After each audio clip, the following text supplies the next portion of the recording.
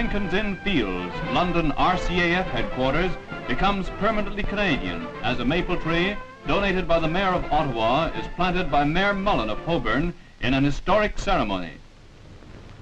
Royal Canadian Air Force, General, salute!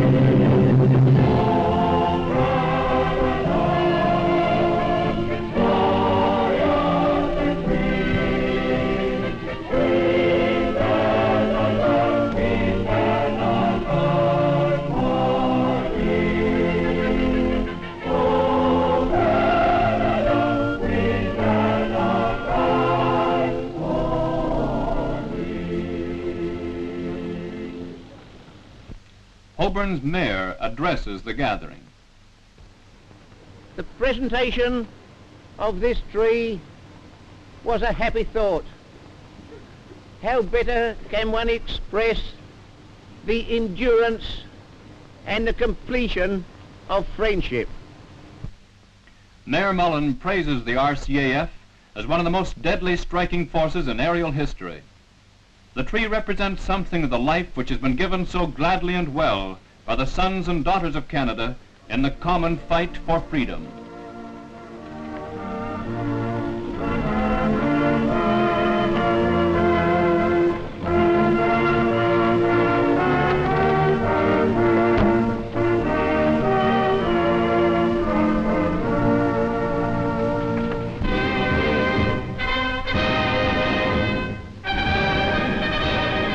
On the Western Front, deputy returning officers visit frontline troops to record their votes in the Alberta election. The government created 3 seats in the Alberta legislature to be filled by candidates elected by and of the services. There is 1 seat for each branch, Navy, Army, and Air Force.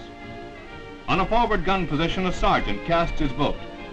His ballot will swell the total for one of 22 candidates nominated by Army Albertans all over the world. Any 25 soldiers from Alberta were entitled to nominate a candidate for their legislature.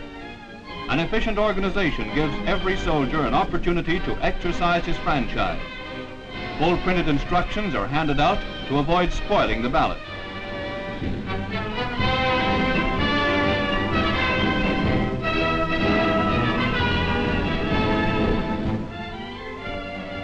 On completion of his rounds, the deputy returning officer returns to his army poll. He places the ballots in an envelope. It is sent by registered mail to London, where it is received by the returning officer. In Italy, the army polls are jeeps. The same procedure is observed as on the Western Front, the United Kingdom, Northern Ireland, Iceland, or any other place where Albertans in the army are entitled to vote. One candidate makes a personal appearance before his billet in northern Italy. In London, ballots are received from the field. Votes from the 3 services are counted under the direction of the returning officer. A report is sent by air to the chief returning officer in the Legislative Assembly. Thus, democracy fulfills its functions in the Canadian Army.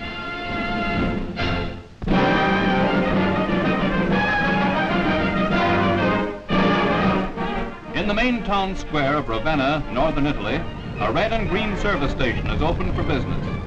All the fixings of a Canadian gas dispensary are in evidence, even the advertisements. S&T is, of course, the abbreviation for Supply and Transport, an important branch of the RCASC. Designed for vehicles of a transient nature, hundreds of jeeps and station wagons are serviced each day. Service with a smile is the motto of the red and green. You don't have to give the attendant a cigar. When you say fill her up, there's no worry about coupons or the payoff. It's on the government.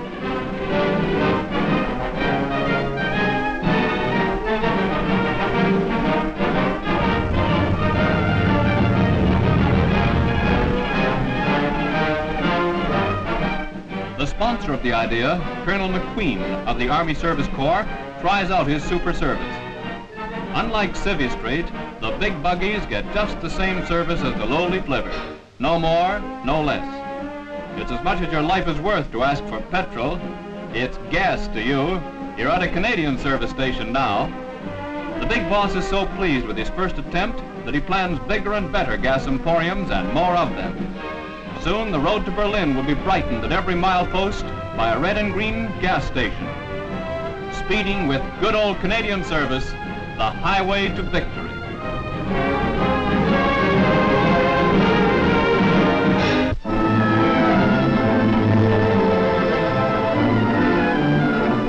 On the Canadian front in the Italian Apennines, the weather follows the lead set by Canada, England, and Holland.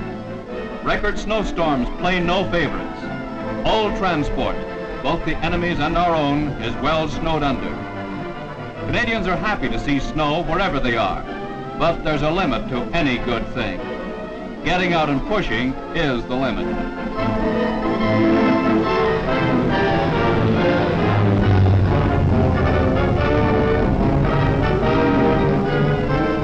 There's no rest for the hard-working bulldozer. We've seen it build roads, push over buildings, clear forests, and ford rivers. Now, it's a snowplow.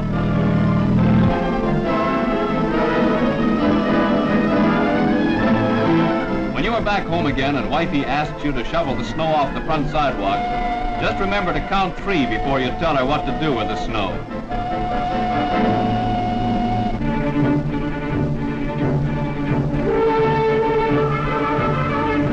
In northern Italy, Canadian armor storms north to attack Reno River position.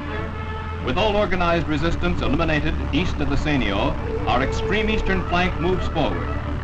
San Alberto, an enemy key position, is attacked by tanks and mortars. Bailey bridges, constructed under enemy small arms fire, speed the movement.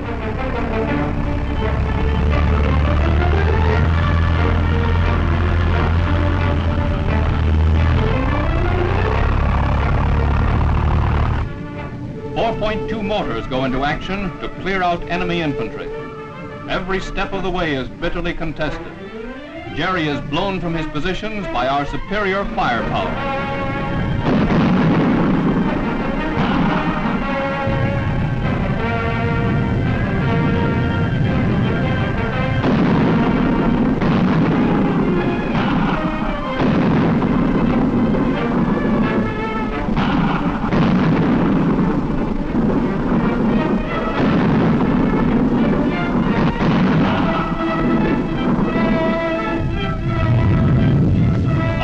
Yards from enemy positions, our Honey tanks opened fire with deadly results.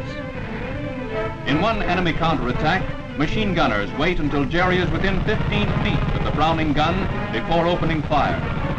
The abortive attack ends in complete defeat with 500 enemy casualties. A bag of over 200 prisoners is taken.